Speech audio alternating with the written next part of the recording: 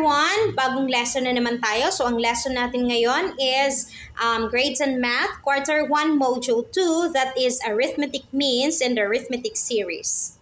Ang nakaraang lesson natin na Module 1 is about sequence and arithmetic sequence. So, kung napanood nyo na, napag-aralan nyo na yon, madali na lang para sa inyo ang ating Module 2. And that is Arithmetic Means and Arithmetic Series. So, kung hindi nyo naman siya napag-aralan, pwede nyong panuorin ang ating Lesson 1. Ano ba ang ibig sabihin ng arithmetic means? Arithmetic means are the terms between given terms of an arithmetic sequence. Okay, so ang arithmetic means daw, ito yung mga terms na nasa gitna ng arithmetic sequence. Okay, for example, insert arithmetic mean between 15 and negative 9. Okay, so ang given natin is 15 and negative 9. So ang ating first term is 15 at ang ating third term is negative 9. So ang hahanapin natin is ang nasa gitna, yung arithmetic mean niya or yung nasa gitna ni 15 at ni negative 9. Okay, so first i-identify muna natin kung ano yung given natin. Ang given natin is, ang first term natin is 15, tapos third term natin is negative 9, and then ang number of terms, total number of terms natin is 3. Kasi 15 and negative 9 tapos merong gitna, so 1, 2, 3. Tatlong number of terms. Okay, alam natin na hindi tayo pwedeng mag-solve kung wala tayong common difference. So now, finding the common difference tayo gamit ang ating general formula na nth term is equal to first term plus the term minus 1 multiplied by the common difference. So, ang nth term natin, ang number of terms natin is 3, and then ang first term natin is 15 plus the term na 3, ang number of terms natin is 3 minus 1 multiplied by the common difference. At since wala pa tayong given na common difference, ito pa yung hinahanap natin, so D lang yung isulat natin dito. Okay?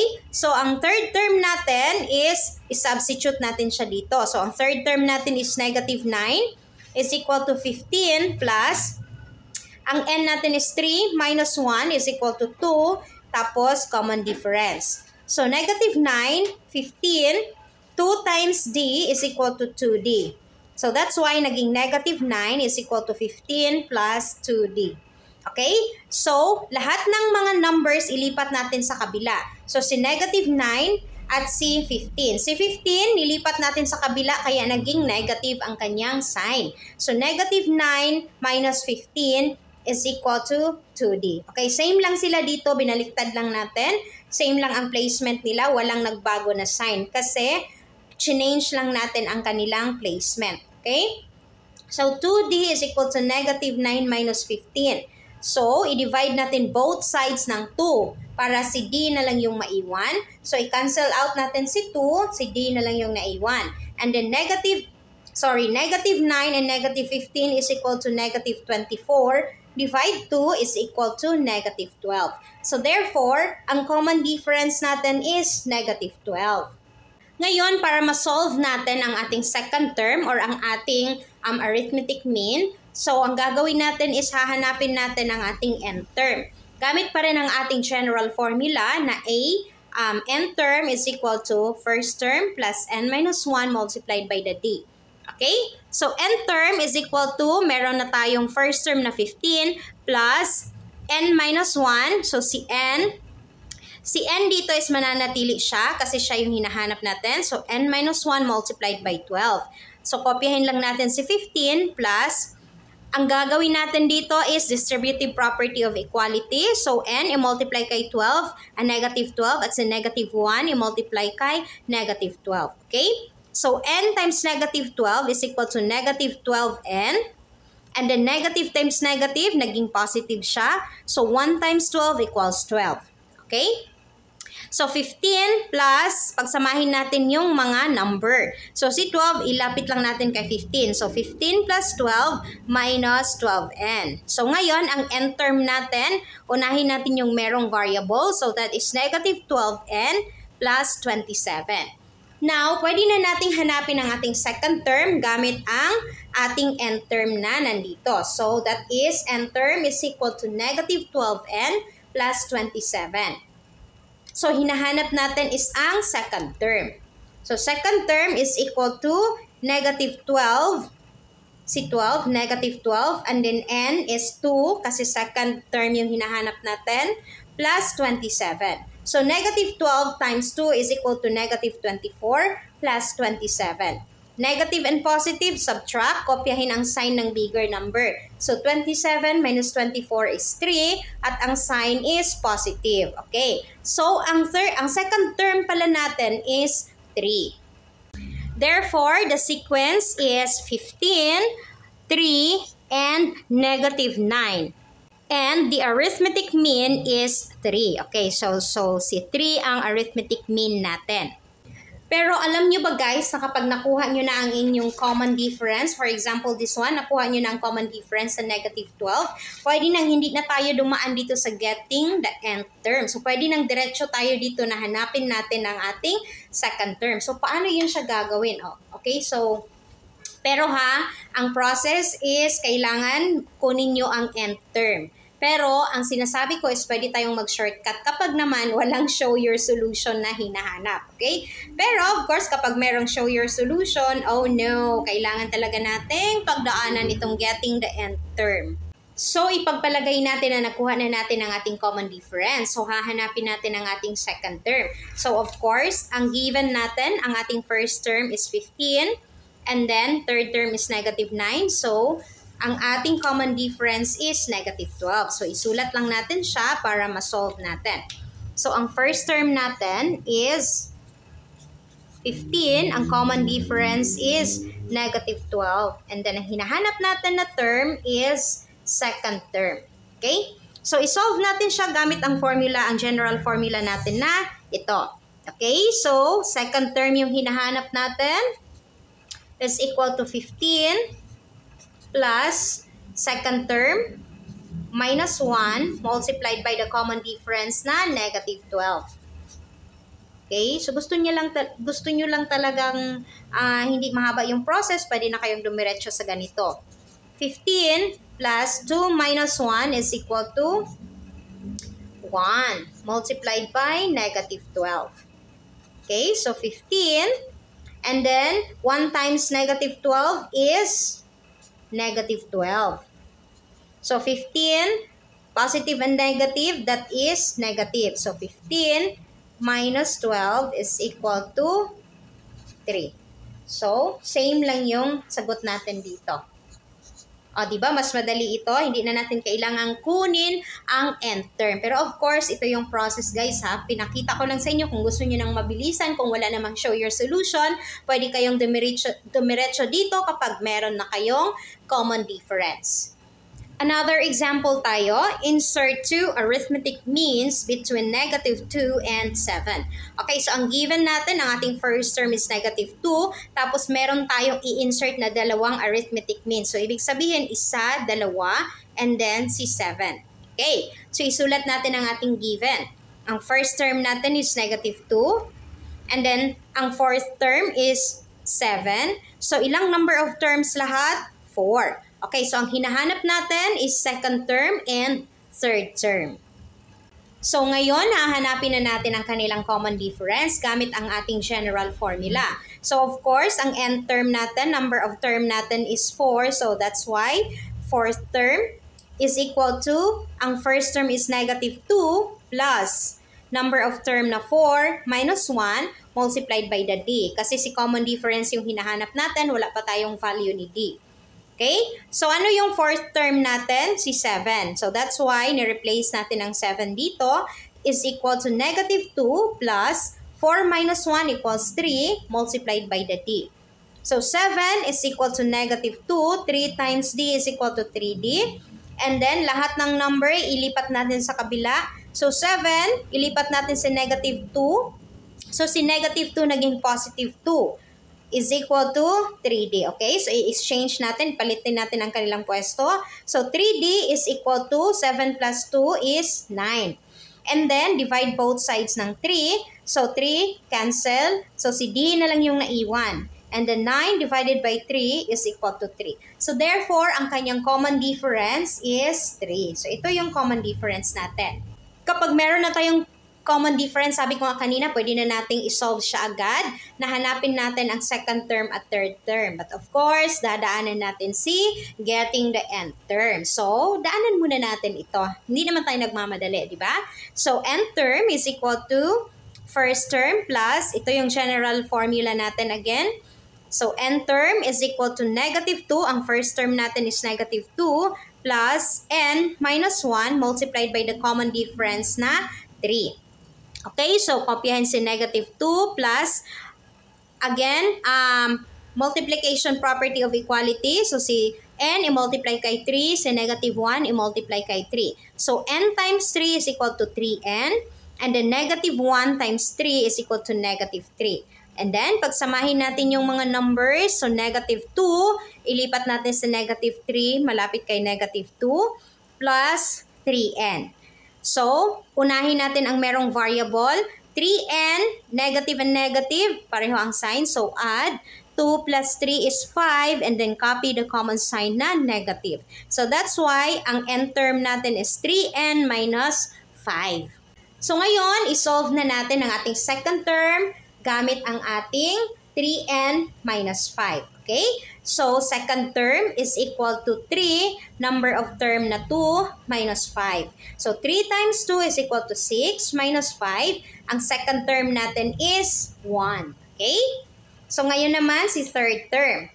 Gamit pa rin itong ating nth term. So, third term is equal to 3 times 3 kasi third term yung hinahanap natin, minus 5. So, 3 times 3 is equal to 9 minus 5. So, 9 minus 5 is equal to 4. So, therefore, ang ating third term is 4.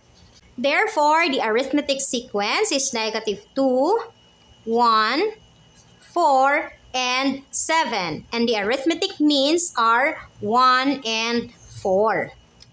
O, di ba? Madali lang. Pero of course, ipapakita ko sa inyo again kung paano natin siya pwede nang isolve diretso sa ganito na hindi na natin kailangang hanapin ang nth term. Isulat lang natin ang ating given. So, ang first term natin is negative 2. Ang common difference natin is 3.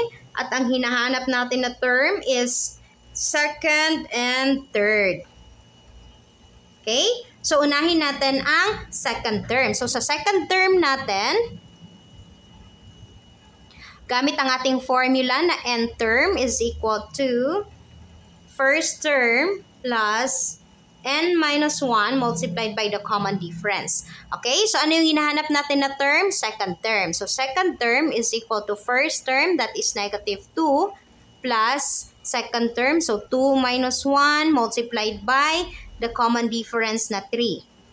So negative 2 plus 2 minus 1 is 1 multiplied by 3. So, negative 2